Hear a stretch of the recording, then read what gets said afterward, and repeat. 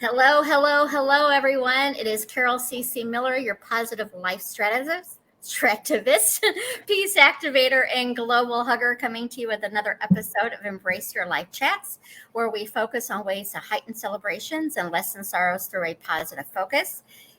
I have a guest today who I'm excited to share with you in just a moment. Yeah, Candice. But before we get started, I do like to share with people, especially if you're new to my Embrace Your Life chats, a little bit about me. And one thing is, I'm not an absolutist. I'm not a big fan of the words always and never. I do use them on occasion, but I try to limit it as much as possible. I've done things that I said I would never do. So I live on a scale of 0 to 100, 0 being always negative, 100 being always positive. I don't know anybody in either category. So my focus is my daily practices is to be 80 to 100% in the positivity, in the kindness, in the love, and the compassion. Fear visits me, frustration visits me, doubt visits me, anger visits me, but because of my daily practices, I don't stay there that long. So I'm really very confident and comfortable that I am in the 80 to 100% the majority of the time. So when I'm talking about a positive person, it's the majority of the time you're positive. A negative person, it's the majority of the time you're negative. Each of us goes into both categories at some point, probably daily, possibly hourly. So keep that in mind in the work that I do here. I'm not going to say I never, because there's a possibility I have, but I'm not going to tell you how to live. I'm not going to tell you have to do this, you should do this. I'm going to encourage you on things that have worked for me and have worked with my guests to help you embrace your life at a deeper level. And then secondly, I'm a coach. I love coaching. I love helping people live their best lives. I am not a counselor or a therapist. And sometimes what we're going through in our lives, we need that additional support. And it's okay to reach out and seek that need if you need it. You are worthy of living your best life. So whether it's a clergy member, whether it's a coach, a counselor, a best friend, if it's somebody who can support you in being your best self, I highly encourage you to do so. Today's topic is self-care, and it is certainly one that I can use a little bit more of in my own life. So I'm excited to have Kandice Cole joining me. And Kandice is the founder of K. Cole Wellness and Chopra Health's instructor. She designs spaces for busy people to develop their everyday self-care practices. Kandice works centered on the intersection of wellness, creativity, and play. She is currently living in the Houston area. We just discussed this. Every time I talk to her, I never know where she is in the world, because I met her and knew her in Chicago, and now she lives in Texas, and I think she's been back in Chicago and now back in Texas. So it's always something with her. And we used to, gosh, I don't even remember when we met. It's been years ago. Probably like 2011. Yeah. Maybe even earlier than that. Yeah, it's been a while. Positive focus. Yeah. I'm so grateful for it. So welcome, Kandice. Glad to be here. Thank you for having me, Carol. Yeah. And although I just gave you a bio, tell us a little bit about yourself and why you're inspired to do this work on self-care.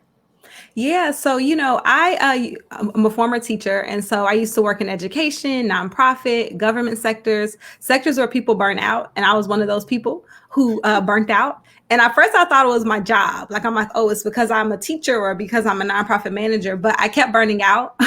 So it didn't matter which job. And so, you start to ask the question, like, why?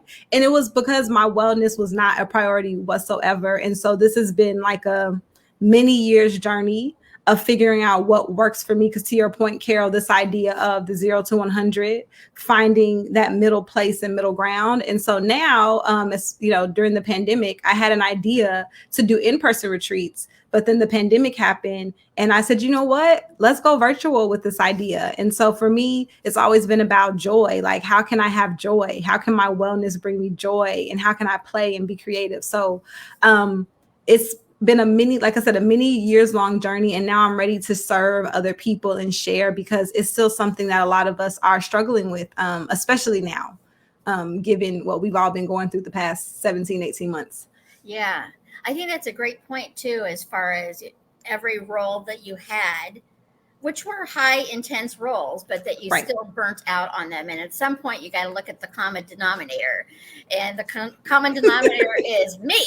So How can you better take care of yourself in stressful positions? And like you have two Yep, little ones too, I so do. that adds So to a busy day on. And so many moms, like I think yeah, a lot of I'm not a mom, so I'm a wonderful aunt. I love being an aunt because I yes. get to send them home. But so many moms, I feel like their thought of self care is taking care of their family, is how they take Mm. care of themselves. Yeah. Yeah. And I used to believe that until I still felt not so great Yeah, inside after doing that. And I wasn't happy. And so it's this idea that like we get to be really joyful parts of our family and we shouldn't have to deny ourselves that in yeah, order for them to do what they need to do. And I think for me, that was my big push to really develop a self-care practice, is that I wanted to be a model to my kids, especially my daughter, because at that time I didn't have my second child. And I'm like, wait, I don't want her to grow up thinking that you sacrifice it all and that you burn out and you give nothing to yourself. And this is like the norm. Like this is what we're supposed to do. So it really pushed me, as hard as it felt, because guilt, mom guilt and all this stuff, like as hard as it felt, it was necessary. And now I'm seeing, so fast forward 3 to 4 years since I really recommitted to my self-care practice, to see her doing it is really cool. Like she wants her self-care time, she wants quiet time, she wants me to like leave her be so she can do, you know what I'm saying? Like, and yeah. so I know it's because like she's watching. And so I encourage moms out there, like your kids are watching you and we want them to see us well. Like it's something so powerful about kids seeing their parents happy and joyful and relaxed, like because they Yeah. notice when you're not and Well, will and I call think you out on it. yeah, well, it's important for them to see all aspects of you so they know it's Yep. okay to be scared and sad and Yep. vulnerable at the appropriate age, of course. There's certain Right. ages that just need to be the strength for them. Right. Amy and Justin, hello. Thank you for joining Hi, us. And if welcome. anyone has questions on self care, please. We got Candice here, and I know I could use that assistance as well. I do not have children, but I am a helper. I Yeah. love helping people. Mhm. And so it's very easy for me to overhelp and not Yeah. realizing my own tank is diminished and deplenished. It's Deplenished. I like the word, Kara. I don't know if it's a word, but I I like don't it. think it's a word, but I'm But going to it's go with it deplenished. now. Deplenished. So it's something that I have to consciously be aware Mm, of because it's very easy for me to go, and all of a yeah. sudden I am like 10 miles. I have been out of gas and I didn't realize it until mile Right. 10. So Right. it's really good to pay attention. So when you first started to return to your self-care practice, Mhm. what were some of the things that you did, and was it hard to do, or was it an immediate uh You know, I think one of the first things that I started to do was to just look at one part of my day, because it can be for me, it was overwhelming because if you've burnt out and yeah, if you've been exhausted, like you feel like, oh my gosh, I need to do like 30 things, which you most likely do. I mean, yes, all these things contribute. So that you can feel even more overwhelmed and more stressed out right. from thinking about the fact that you haven't taken care of yourself. So what helped me was to start with one routine. And for me, that was the like when I first got up. And so it became like, okay, what is like one thing? Like what's one thing that I can do consistently? And I was also in a Facebook group where this was the push, like what's one thing that you can do around one part of your day just consistently for a few days, just to kind of like encourage yourself in this, Yeah. because this laundry list of things that you need to do, you got to start somewhere. And so for me it was about waking up and really being in gratitude. And so it was like, get up and just journal 3 things that you're grateful for. And it seems so small. And I'm like, but I need to do this and I need better sleep and I need to, what I'm saying? I need to eat a healthy breakfast and it was like one thing, one thing. But what happened from that is that taking that small amount of time, it gave me like the push of like, okay, we can do this. And then as something starts to feel good, like I wanted to do more of it. So then I'm like, okay, let me give myself like 10 minutes. And then I added another part to my practice. And I was like, wait, this is feeling like really good. Let me give myself 15 minutes. You know what I'm saying? So you start to find the time or you start to find, you start to reconfigure things because it's feeling good. Because before I was like beating myself up, like, get up at 6 a.m. and meditate. Like, that is so mean. You know what I'm saying? Like, you think about, that's not encouraging. Like, if I talk to my child like that and said, let's come and play, and I'm frowning, she's gonna be like, mommy, no, I'm good. I'm gonna take care of myself. You go away now. Right. So it became this idea of small chunks of time. And to your point about the energy, like knowing when your energy is leaving, also one thing that became very clear to me was that self-care has to be something that I did all the time, because not just when I was exhausted. And so that probably was the biggest shift, because then I wasn't waiting to feel quote unquote bad or exhausted. I was like, no, I can actually like go take care of myself before, which helped to then prevent over time, prevent the burnout and the buildup, because like I was checking in on myself a lot more. So I always tell people, I'm like, you don't have to wait till you're really tired to practice self-care. Like, you can actually do it when you feel really, really good. That's probably the best time to do it. As a way of like checking in with yourself. It's just check-ins before we get to the point, like you said, where you're 10 miles out and you're like, wait, I haven't had gas. The check it, like it's on. I'm on fumes, people. Right now, the check engine light is on. Because think about, when you have gas, like your whole car just starts to like be rendered useless. And so for me, that was a profound shift, because I was waiting until I was like, I mean, just over the edge. Like you said, like, and now everyone's paying the price, right? Because now I'm like tired and I'm irritated and I'm falling behind on things. And so now it's really like, okay, wait, like I feel good. Let's go do this. Let's dive into self-care more. And then dealing with the feelings that comes with that. Because it's like, oh, can you feel too good? Because that stuff comes up of like, absolutely. So that helped me start. Like, I can't stay in this space forever. When is the shoe going to drop, kind of thing? Exactly. And so for me, it's been about what can I do daily, every single day, and also all throughout the day, right? Like, there's all these like really cool small opportunities to practice self-care. And especially if you're really busy, whether you're a parent or a caregiver, or like Carol, like you, like what you do is helping lots and lots of people. It's finding those moments. For me, it's like all throughout the day, so that I'm not at that point where I'm like, I look up and I'm like, wait a second, the wheels have fallen off. The doors are off the car. And then now it is an uphill battle. But that's how I started, was just, I focused on my mornings. Some people focus on like how they go to bed. It's like, I just focused on one part. And then over the course of some years, you see like, oh, I'm like creating, like I've added more parts to this, like this cool kind of thing. And that was profoundly impactful, because I was trying to go all in, like, okay, give me the template. I'm going to make a to-do list of all the self-care things I need to add to my list now. So. Right. Okay. Meditate. Give me the schedule. I'm going to stick to the schedule. And y'all, like, life doesn't work. It just doesn't work like that. Like, some days you have like not so great days. Right. And so I have a self-care practice for when I have a not so great day. It's shorter. It's a shorter, because I'm just like, hey, this is the day where I woke up and like I was not feeling it. So I'm at least going to do these two things. And then on days where I'm like, yes, I'm ready to conquer, the world is my oyster, then I have this longer drawn out routine. So it's also just like giving ourselves the grace to know that, like, as humans, we just, we traverse through things, and but we can still have that in mind. With our self-care and being flexible with ourselves, because sometimes we're very like rigid. Exactly. And I think it's so important. That's what, like, I wouldn't say every day, but I would say most of the days that I'm here live, I talk about, like, it's a daily practice. Like, when things are going well in your life, it's pretty easy to be kind and positive, but it's when the things are like not working.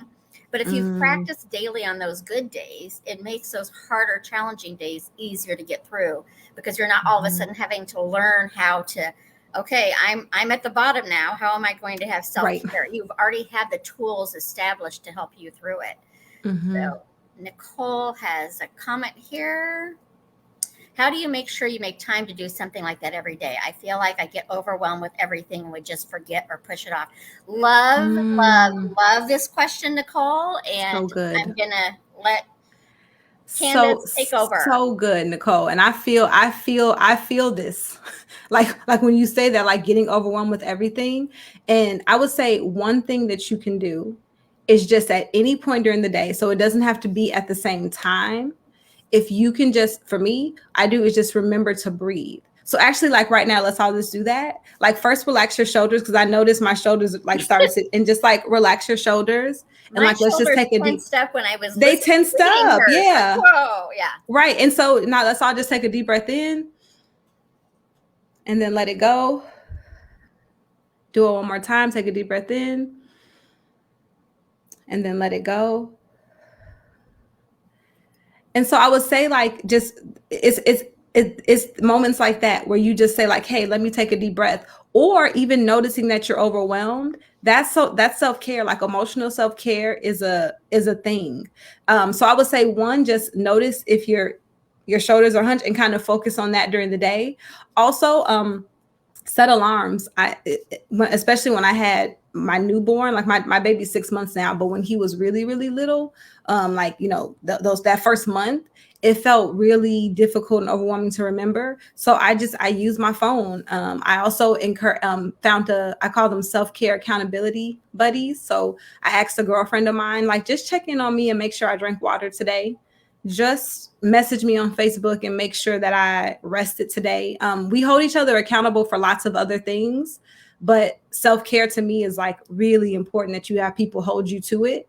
And I'm more than happy, Nicole, to just check in with you. And it's just a quick, just like, hey, did you take a breath?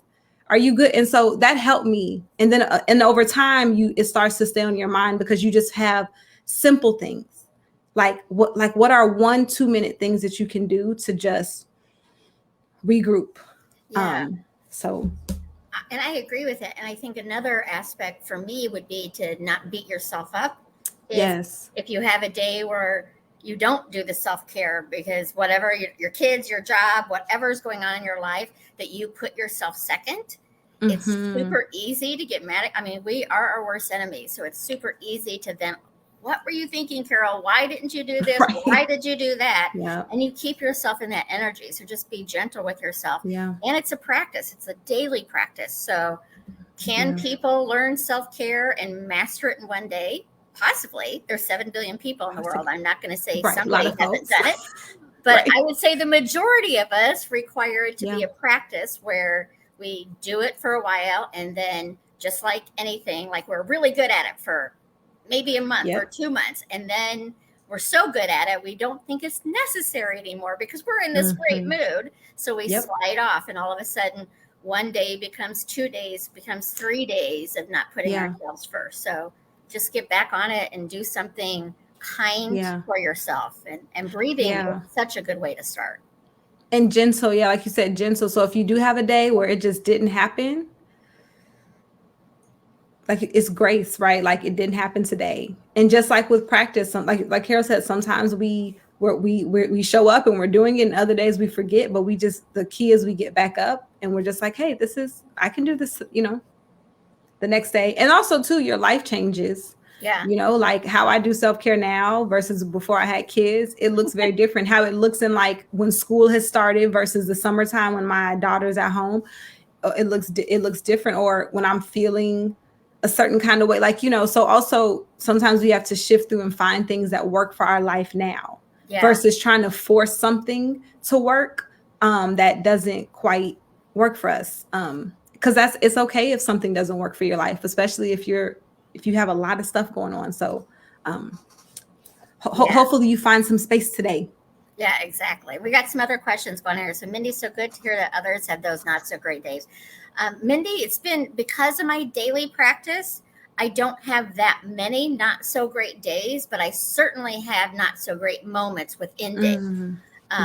But because I've been daily practicing for many years, I don't allow myself to stay there that long because I stay in awareness. When I go into autopilot and then life is leading me and I'm not leading my life, that's when it builds up and it's hours that I'm in that space rather than moments in that space.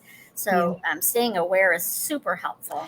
It is. And emotional self-care, it can't be just overstated. That also when you at those times, like when I'm having especially like strong uncomfortable feelings, right? Because they're neither good nor bad, just they're uncomfortable, right? Right. Just being able to name the feeling, and that I've been using feeling wheels, and just to say like, hey, I feel really angry right now. It helps to diffuse, because you're Right. not suppressing something, and then you also know like, okay, now I know I need the next thing. Like Carol said, because you may need a mental health practitioner, or you may just need it to say, I feel sad. Yeah. You Exactly. know, and I feel, and that's okay. And we see this, I see this with my daughter, when she just acknowledges how she feels and she moves through it. So sometimes also too, like, it's just self-care is just noticing like, oh, I feel this way right now. And like Carol said, that moment may not last forever, but we often just ignore it. So it's like, no, let me notice what's happening here. Because it's Or important. we think we should be positive. Like, Candice, you need to Right. be positive all the time. Right. That's why I have that scale, because like I teach Yeah. positivity, I teach kindness, compassion, and peace, and I am Yeah. not that 100% of the time. My Right. unkindness tends to be directed towards myself, and it's Mm-hmm. usually in thought. Words are very powerful to me, so I Very. rarely ever use words to harm people. I certainly could, Mm. but because I know that once spoken, they now have You life, can't. I, Exactly. I check myself before anything like that were to come out. Mm. But it really is about who do you want to be and how do you want to show up in the world. And Yeah. sometimes my showing up in the world isn't my best self, but it's my best self for that moment and that Moment. day. And Yeah. because that's why I teach kindness, because I have learned how to be unkind to myself for many Yes. years. So I've got lots of Yes. tools to help people with unkindness towards It's them. usually the lessons we've had to learn, right? Exactly. So I cannot tell you how many, and it still happens. It's not as much, yeah. but because I've been doing lives for several years, and I go through where I do a lot of them, and then I stop for a while. And I stop because as soon as I get off, I would be like, "Why Mm-hmm. did you say that?" Or, "Oh, you forgot to say that. That was the Yep. important thing." And I'm like, Right. "Carol, you are beating yourself up on talking Right. to people about being kind to About themselves. being kind. This is Right. not working." So I promise you, I practice what I preach, and sometimes Same. I do really good, and sometimes I'm still working on it. Same. Same. Like I couldn't agree more. Okay, so we have Anna. So I'm going to post this one, and I think this is a great question because Anna, I will talk about what you're going through right now. But again, it's super easy to be happy and kind and loving Mm-hmm. when our life is turning out the way we want it to. It's Yeah. possible to be kind and loving and find happiness in the Mm. areas of our life that is happening to us that we don't have control over, but we Yes. have control over how we react and respond to it. So Mm-hmm. Anna here is saying, my husband told me he wants to separate Mm. while I'm here taking care of my mom after a bad car accident. I'm devastated. What can I do maybe to feel better after being rejected after 22 years? Plus advice. I'm sorry that you didn't have internet last week. Anna is a regular viewer, so Okay. Hi, I Anna. was not aware of the separation thing, but what kind of recommendations, Candace, would you give for somebody to take care of themselves in those hard places? Yeah, so for me, one self-care practice that has really gotten me through some really just tough times, especially like unexplainably tough times or unexpectedly Yeah. tough times, what is journaling. And so a few different ways of doing this. So I've done just regular journaling where I just take out a piece of paper and I'm journaling or writing, just kind of free writing. But another thing that has also helped me is to play a song. And sometimes I'm led with the song, or sometimes I just pick a random song and I play it and then I journal, because it's something about the way music and art and other things really help us they're comforting, but they also help us tap into things. And then also drawing. So kind of using the journaling concept where you're kind of free writing, but where you're just drawing and not necessarily drawing pictures. Like I'll just give an example. I was going through a time and something just really, I felt anger. Like I felt angry feeling was just, it went from sadness to anger. And so I was encouraged to like draw, like to just color and draw and like how that energy felt. Yeah. Because this goes back to also not suppressing how we feel. And so for self-care, that's been for me a really great way. So that's one way, is just to acknowledge what those things are. And then also for me, something else that I really love to do is kind of something symbolic around it. So if you do journal or if you do write something, you can like go throw it away. You can rip it up in pieces. I mean, whatever makes you feel like you're also kind of releasing. That's been a great self-care practice too. But I would definitely recommend journaling for sure. And then also movement. When I'm going I'm going to admit this feels difficult to do when you're having a difficult time. It's the last thing you want to do is move, but moving gets you out of your head. And sometimes we just need to be really graceful and gentle with ourselves. And not that you're taking a break from thinking about the situation, but you just kind of give yourself a little bit of reprieve and relief. It's kind of similar to like when a kid isn't when they need some time and space, and we say like, here, you can go over here and maybe like do something. But movement, like put on a fun song and just dance. Like I say, if initially will feel difficult to get up and do it, but it's for me, it's been a self-care practice, like just getting up and dancing and moving my body, even if there's no music and I'm just, it's something about just, it does. It shifts the energy out. Yeah. So those are two things that, like I say, from personal self-care practices that have helped me to navigate the wave that is just really when you're grieving things that are happening, especially things that you're not expecting that kind of blindside you. They've, especially these past 2 years, they have really been helpful for me. So and I think that's a good point, the grieving process, because a lot of times we think about grieving as far as a physical death, which is grieving, but there's the grieving of a loss of a job, a loss of a relationship, a loss of yourself. Sometimes you grieve the person you used to be because you haven't stepped into the person you are becoming. So Anna, I really just, you're here with me a lot. You know, I'm going to tell you to be gentle with yourself through the process. And step into as much gratitude. And right now, if this is fresh, finding gratitude may simply be, I am breathing on my own. As I've shared, my mom the last few years needed oxygen to stay alive. I never thought about breathing until that point, but there are people who need medical assistance to breathe. I do not. So when it's really a hard time, I go into the things that I take for granted. I don't ask my heart to beat for myself. So I go into appreciation for all the things my body just naturally does for me that I don't have to effort to do. And when you can find gratitude within the situation, because we usually find the gratitude when we're on the other side of it, that helps you get through it too. But honor your feelings. There's a 22-year marriage, whether it's been blissful or hard, it's the ending. So it's, and I don't even know for sure it's ending. Right now, it appears to be ending. So honor how you feel and just be gentle with yourself through it. And I'm sorry that you're going through this. But that's why one of the things I say, life is beautiful and life is messy. So it is. The more we can messy. The more we can find the gratitude in the mess, the less the mess has control over us. That's good. So let's see. My cursor is not letting me go to new things here. Mindy. And if I've missed somebody's comment, please repost it because I'm trying to get to everybody. Mindy, I read something recently on Facebook. Oh, you're reading Facebook, Mindy. That scares me. About squeezing up the toothpaste and how once it's out. Oh, I did see that too. It's out, just like our words. Now I'm doing a live as a joy facilitator on Saturdays at noon. I just did a shout out for myself. I'll, of course, include you too when I get to more technical, and I love to have you as a guest. I don't remember, Mindy, where that was, but it was about like when you get it. Oh, I'm going to have to see if I can find it because it was an analogy about once all the toothpaste is gone, like you can't put that toothpaste. You can't put it back in. So I just wish I remembered the exact reason that was shared, but I remember really appreciating it at the time I read it. And yes, music is a big thing for me. And when Kandice mentioned it, and this is totally what works for you, Anna, but like if I'm in a sad place and I listen to sad music, it keeps me sad.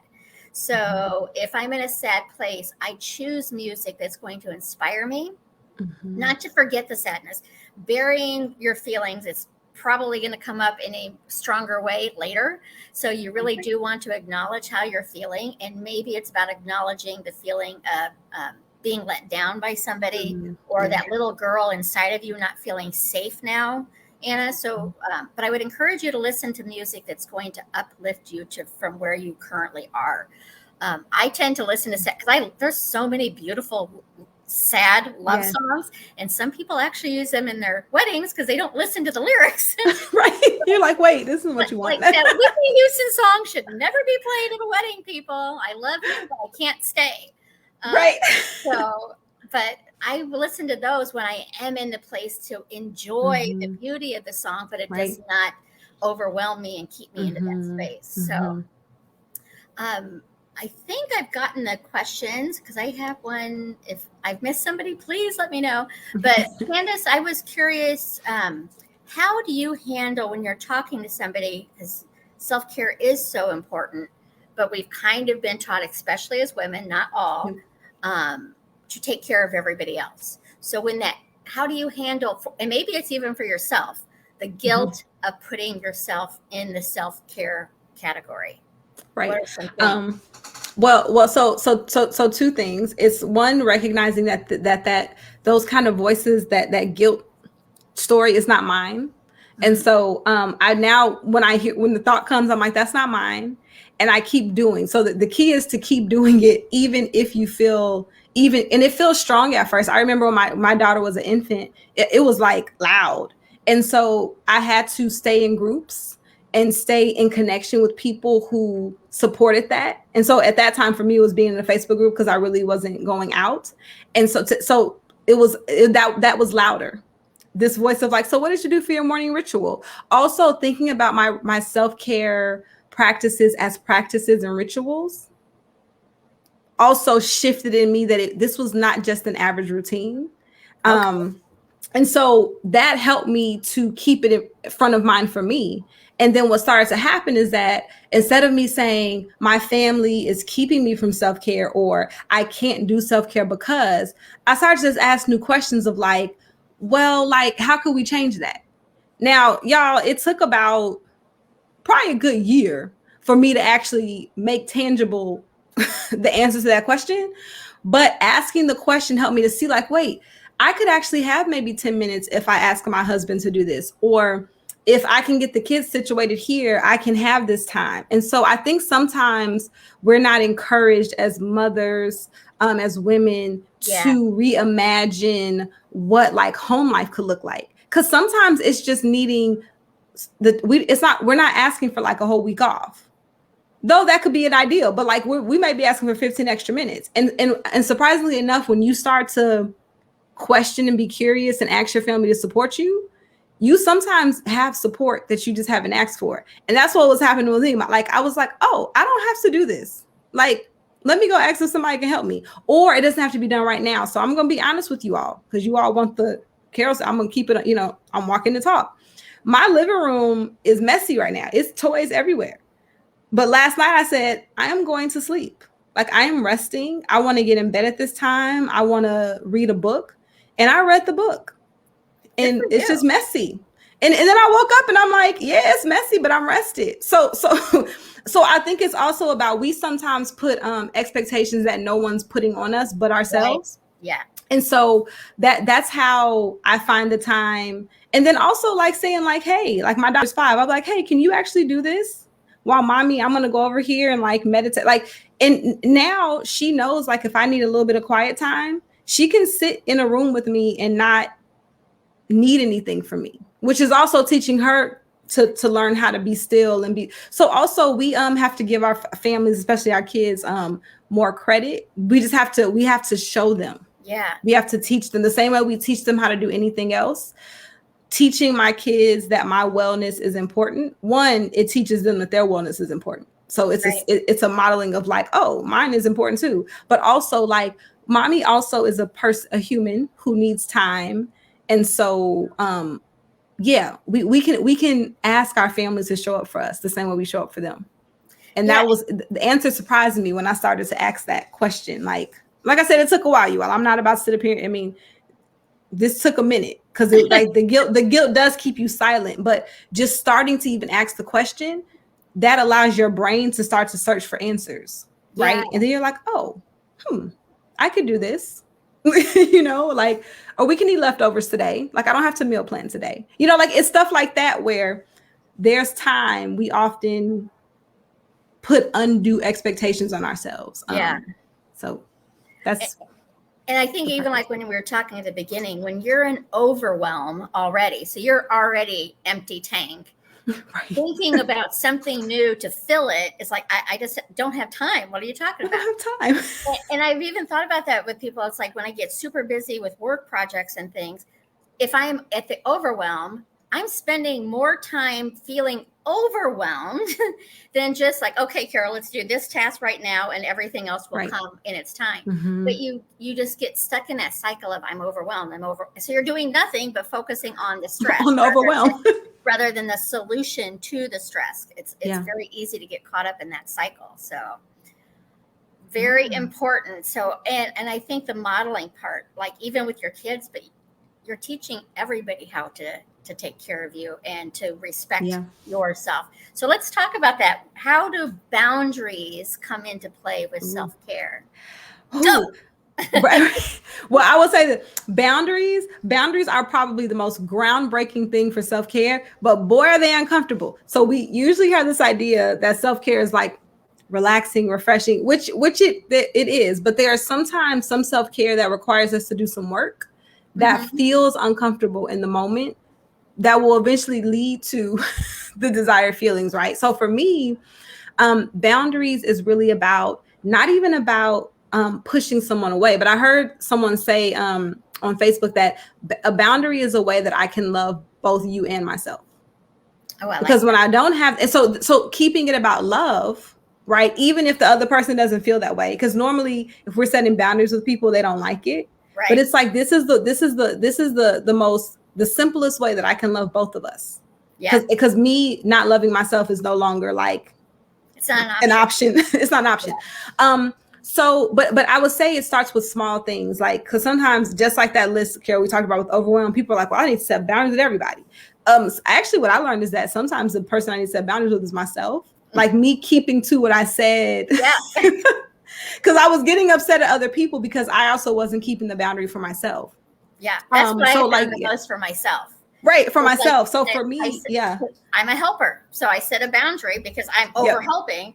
And then they still ask a question or come and need to do this at this time. And I still do it. It's like, Carol, why are you going to listen to your boundaries if you don't listen to your boundaries? Right. Because because boundaries is really us showing people, to your point, us showing people, and this is a form of self-care, how to treat us, but also us showing ourselves how to treat ourselves. So similarly, one of my big things when I earlier last year, I was thinking about how I work and how I deal with clients and all that stuff was to put my phone on do not disturb at a certain time.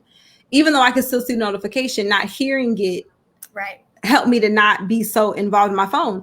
But like you said, but if I responded to the email or the text, it kind of rendered the boundary useless. And so what I've learned is that I don't need to be upset about a person for trying to test the boundary. Because that's what we do as people. Like you tell me, okay, I can't do something. Like my daughter does this. Then she's like, well, let me see. But what matters is me being settled in, like, you know what, this is my boundary. And it's okay if some people try to see if, because truth be told, prior to that, I had let my boundaries were fluid. So people were like, she probably don't really mean it, you know? So I no longer get upset. I'm just like, oh, okay, I see what's happening here. And I also check in with, okay, I see I'm starting to feel a little guilt or anxiety. Like I'm starting to feel some things, but then I'm like, okay, let me go practice some self-care versus like you say, obsessing over like, what do they think? What's going on? I'm like, let me go move my body. Let me go take a walk, like to keep myself to it. But I guarantee you, for me, setting those boundaries has allowed me to find more time, more space. Because even with my calendar, like for me, the boundaries on my calendar are important because I'm like, I can't say I want to create space and not actually have to work to do it, which might mean that I got to disappoint some people. And this is when self-care is important because it feels hard to disappoint people. So that's when I'm like, I ramp up my self-care practice because I'm like, oh, this doesn't feel so good. But let me go and do some things that I love. Let me go listen to some music. Let me go to the art museum. Like, let me do the things that I love to do for my self-care as I'm navigating this new way of being with people. But I know on the other side, it's going to be great because now people are going to know who I really am. I'm going to be able to show up for people like fully. Right. So, and I love that this kind of the theme is that even life still, things are difficult to do. Things feel hard. But self-care becomes a way for you to keep going to do the thing. And boundaries are one of those things. It's not easy. And sometimes you do need extra support because it triggers other things. So I always tell people, if, like Carol said, if it's feeling like it's more to it, like find a therapist or another mental health practitioner, because sometimes it's also pushing up against some other things. And I've gone to therapy to deal with it because some of it I couldn't deal with it on my own because I'm like, I don't know why I keep doing it. So also don't be afraid to reach out to professionals to help you, because boundary work it's a lot to it. It's a thing. It's a thing, but you stay gentle and you nurture and love on yourself as you move on through it, because it's a beautiful process once you get through it. And it is. It's just like it's a practice. Most things that we become good at or experts in, it's because we put in the work to be good at and experts in, rather than one day I want to be the perfect person with boundaries and then not do the work to get there. Could it happen? Possibly. Will it happen? Probably not. So, it's really that. And I loved when you were saying, like, because I don't like disappointing people either. But I think it was my friend and mentor, Sunny Dawn Johnson, I hadn't heard it that way before, but it's like, when you're worried about disappointing others, you're disappointing yourself. So I'm like, so I think about that now, because I do not, like, even if I'm not really excited about what I'm telling them, like, I don't want to do this. I don't want to go to this event. And I'm fully aware that I don't want to, but disappointing the other person because I don't want to, I don't like that. And so it's really about, okay, who am I going to disappoint here? We're both going to be okay. We're both going to be okay. It's not a life-shattering end of life decision. It's a moment in time. Do I want to disappoint me, or do I want to possibly? Because they may not even be disappointed. Right, because we don't even know. Right. We also get ourselves riled up about stuff. Yeah. Disappointed, and they're like so okay with it. They're like, okay, whatever. Right. I'm going anyway. Would have liked to have you, but no biggie. Right. So it really is the stories we tell ourselves too. Yes. So, yes. Any last words of wisdom on starting a self-care practice? Or you're writing a book about self-care. So how did you get into that? I'm aptly titled Self-Care All the Time. Because that's what I like live by, is that we practice self-care all of the time. And I started the book a few years ago, and fear comes in and you're like, what else do I have to say about it? Like, everyone's talking about self-care. But the pandemic happened and a lot of things shifted, and even how I thought about self-care. And I was like, it wouldn't be nice for me to like just keep this all to myself if it's helpful to other people. So it became less about, I'm scared of something, and more about the other people. And also, I can't predict. We don't know how people will respond to anything. Right. So I cannot predict that. But so it's really, this goes into the advice. It's really about, how do we find self-care practices in the life that we currently have? Because a lot of times people are like, once my life is this, then I'll be able to do this. And I'm like, no, your life offers some really beautiful moments for you. Once I move, once I'm in a new job, and once I go on vacation, right. And it's like, once I have a full Saturday without my kids, and so then we keep pushing. And so my one advice to people is to practice self-care around the life that you have. Which means being grateful for the life you have, even if that life is chaotic and messy and things are going. But to find those really, don't underestimate those small moments. Yeah. Because those small moments can just have such a profound shift in that moment, and also just for the rest of your day. So just really love the time that you get as you work on getting more time or work on getting more of what you want. And then also really, really find people who can hold you to this. I'm not talking about to like goals, like, because sometimes self-care and wellness, you hear about like weight loss and fitness and nutrition. Yeah. Those things are important, but someone who holds you to just taking care of yourself. Like, did you breathe today? Yeah. Are you okay? how are you feeling? Like find one person. I like to send self-care selfies to a friend, to one of my friends. She'll be like, okay, did you do self-care? And I'll go outside for my walk and take my selfie. Like we need to kind of normalize that self-care is important enough for our friends and community to really rally around us so that we can do it, you know? Yeah, I would like to see your care selfie show up on Facebook, please. Thank you. Yes, I will put more of them up. I will put more of my self-care Okay, selfies up. excellent, excellent. Well, thank you so much for joining me today. I Thank think you for it's such having me, Carol. a good topic, and it's something that many people overlook because life is busy. But when you put yourself first, you're going to be able to support others even in a bigger and a happier way. Like it's just going to be healthier for everyone all around. So thank you, thank you, thank you, Kandice. Thank And I you. know I You're will have welcome. her back again. I will be yes. back on Tuesday. Right now, it's just yours truly. I'm not sure what the topic will be, but it'll be something about embracing your life and heightening your celebrations and lessening your sorrows through positive focus. Tuesday, the first Tuesday of September, will be the next group chat, and we're talking about the power of words. So I've asked my panelists to come up with like 3 of their favorite quotes, and we'll be discussing them. So for all of you who are going to join us, bring your favorite quotes, and we'll discuss them as well. And remember, you matter. You matter to me. You matter to the world. And most importantly, as our topic today is, you matter to you.